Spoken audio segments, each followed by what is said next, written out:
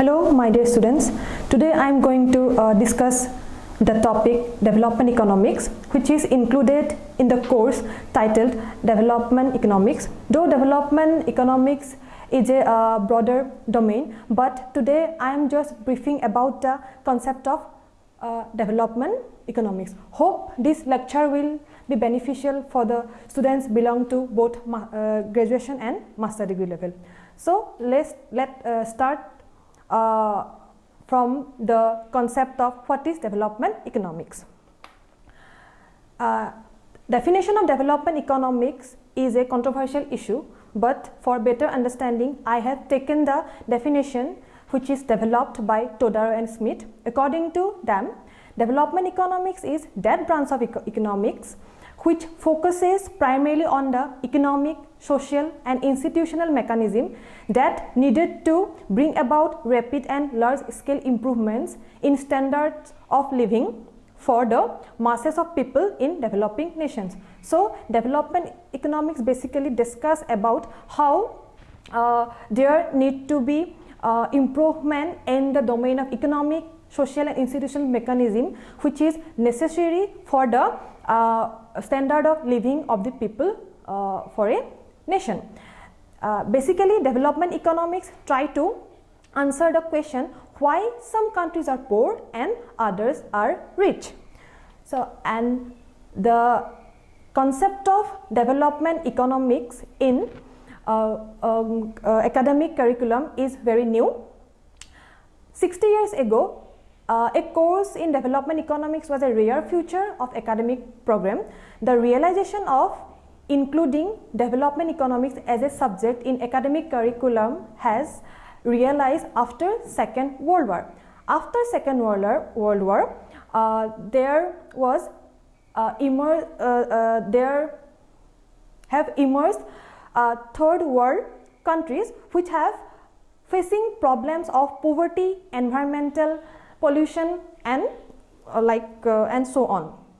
And after Second World War, there have been enlarging the gap between developed and developing nations, and this scenario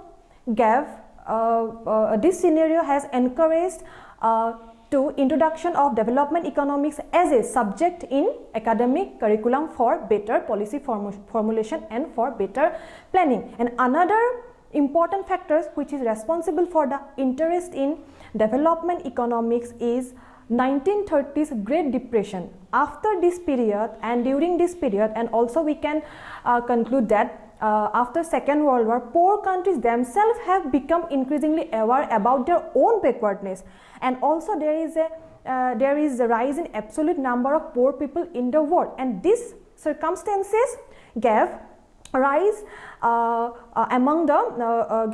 interest among the development thinkers and policymakers to introduce development economics in academic curriculum, so that policymakers have policy, so that this can attract the eyes of the policymakers for policy formulation. The classification of developed, developing and underdeveloped nations is itself a fluid, but World Bank, which is considered as institution of Bretton Woods, have classified these categories on the basis of income, and the World Bank categorize low income countries, categorize the countries under the low income groups which have the gross national per capita income less than $1,025, and the countries which are included in lower middle income economics which have the gross national per capita income in dollars between $1,026 to $4,035, and the third category which is known as upper middle income economics. The countries which are under the upper middle income economics have the gross national per capita income in terms of dollar between $4,036 and $175, and the income which are and the countries which are under the category of high income economies have the gross national per capita income dollar 12,176 and more. So these categories are based on the availability of gross national per capita income in the countries, and on the basis of this categorization we can define what is developing countries. So as per World Bank, the term rich countries, industrialized countries, which is similar to developed countries, so the tried and all refer to the countries of Western Europe, North America, Japan, South Korea, Australia, New Zealand and other high income countries are under the category of developed countries, and all other countries outside the tried refers to the southeastern part of USA, and the countries which are outside the triad are referred as developing countries as per World Bank. And again, the developing countries are categorized under two categories. First category includes third world or south part of the world under the category of developing countries, and the second category includes Central and Eastern Europe, including Turkey and Central Asia, under the category of developing countries. And though in earlier slide we have categorized developed, underdeveloped and developing countries on the basis of income, but income is not only the factors or the basis based on which we can characterize that these countries are developed or these countries are developing. Though World Bank categorized developing, developed and underdeveloped countries on the basis of income, but we cannot ignore some other important characteristics. Let's discuss about the other characteristics of developing countries. So one of the important characteristics of a developing nation is the pressure of population. That is, the majority of world population lived in developing countries. As per World Development Indicators 2008, about 84% of the world population lived in developing countries. So population pressure is an important characteristics of a developing countries. And another important characteristics of a developing country is low gross domestic product. That means we can consider that low income is one of the important characteristics relative to the other developed countries.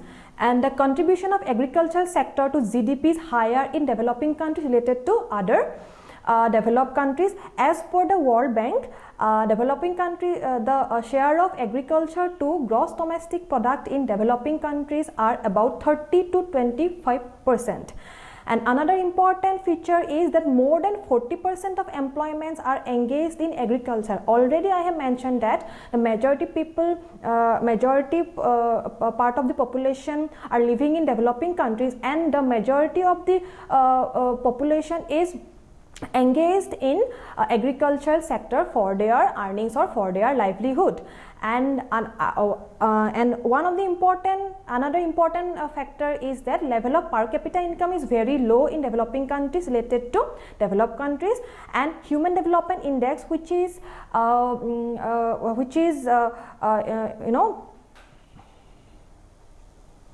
measured including three indicators such as education, health and standard of living.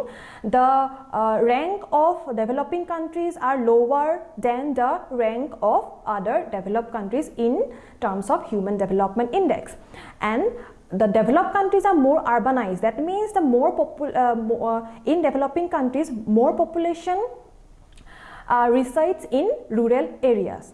And another important characteristics is that share of population in the age of 0 to 15 is much higher in developing countries. That means the dependent population is higher in developing countries, and the birth rates and death rates both are high in developing countries, and fertility rates are also high in developing countries. In terms of trade, export and import, the contribution of primary goods to export is higher than capital goods in developing countries. So these are the basic characteristics of developing countries. And now let us discuss the scenario of notion of ideas of development since 20th century in a chronological order. In 1900, the notion of development was termed as universal history, and we can consider Karl Marx as pioneer of that period, and according to him, development is a historical process. That means development is a transformation from primitive then to slavery, and then feudalism and capitalism, and then socialism. So development is a historical process which can be considered as transformation from primitive society to socialist society. And in 1950, the term development can be considered as economic growth. That means in 1950, the development was defined in terms of monetary phenomenon, that means in terms of quantitative phenomenon, and we can consider Rostand Arthur Lewis as the pioneer of that period. And according to these development thinkers, a development economy is nothing but growth in national income, consumption, and other growth in other material things, and also including the growth in material living standard. During this period, the development thinkers gave emphasis on materialistic definition of development.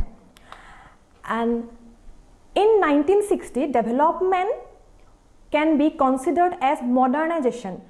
According to this concept, traditional society could be transformed structurally into modern societies through active diffusion within developing countries of the modern values, institutions, and technologies found in developed countries. That means spreading the ideas, the values from developed countries to the developing countries can be considered as the development, and which is termed as development as modernization during 1960s.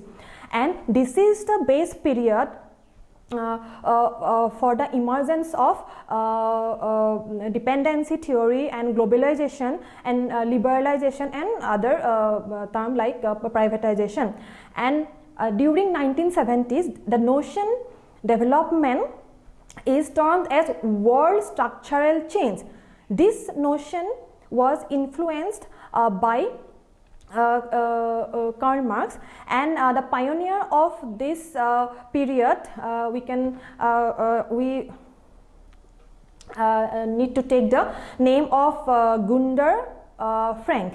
And during this period there was emergence of the dependency theory, and this period, that means this notion, gave emphasis on equitable development of poor countries, and also gave emphasis on the altering international political and structural changes which favor certain countries. Let's proceed to the next period, the end of 1970 to 1980. The notion of development can be considered as growth of free market. During this period, the development thinkers gave emphasis on reduction of government intervention and gave more focus on free market. And this is the period which is known as the period of emergence of neoliberalism, and they consider development is as growth. And let's come to the end of 20th century and the beginning of 21st centuries. The end of 20th centuries gave emphasis on development as a poverty reduction, and the present era, the notion of development is not based on one notion. Instead of based on one notion, the concept of development is based on multidimensional phenomenon, and this multidimensional phenomenon is responsible for the development of Millennium Development Goals, which gave emphasis on 7 development goals, and further the emergence of sustainable development goals, including 17 multidimensional development goals, which are necessary for a nation to proceed in the path of development. So in today's class, I just briefing about the concept of development development economics, and in later we will discuss very interesting and other interesting topics of development economics. And till then, thank you.